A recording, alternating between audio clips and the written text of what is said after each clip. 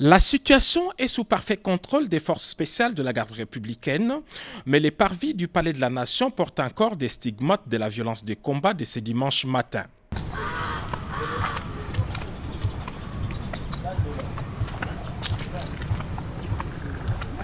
Selon les informations que nous avons recueillies sur place, les commandos avaient organisé son attaque en deux groupes. Un premier groupe, conduit par le chef de file, Christian Malanga, s'est servi des véhicules arrachés au privé cette même nuit après avoir tué leur propriétaire, a lancé son assaut depuis la résidence de l'honorable Vital Kamerhe dans les quartiers des ambassadeurs à Gombe.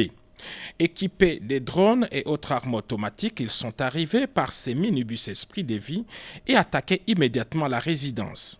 Après une forte résistance et l'arrivée du renfort, les groupes des sieurs Christian Malanga a pris la direction du Palais de la Nation, se servant même de la Jeep escorte de la police affectée chez Vital Kamerhe et dont les conducteurs avaient été préalablement neutralisés.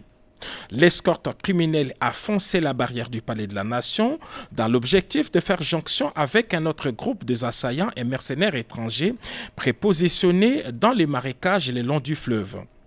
Très professionnels, les forces spéciales de la garde républicaine ont cerné les groupes puis lancé les feux sur les assaillants, mettant ainsi fin à leur aventure. Aucun élément de la garde républicaine n'a été touché dans ces combats, mais plusieurs membres de ces commandos, y compris leur chef, ont été tués et plusieurs autres capturés.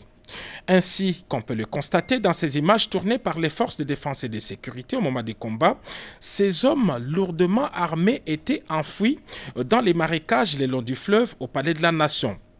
Au moment de notre tournage, le nettoyage s'est poursuivi encore le long du fleuve.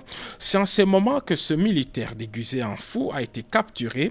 Il détient plusieurs documents attestant qu'il fait partie des corps habillés. Et c'est à cet endroit que sieur Christian Malanga, non autrement identifié, a été tué par nos forces de défense et de sécurité qui le poursuivaient alors qu'il tentait de joindre un groupe important dissimulé dans la boue ici au bord du fleuve Congo.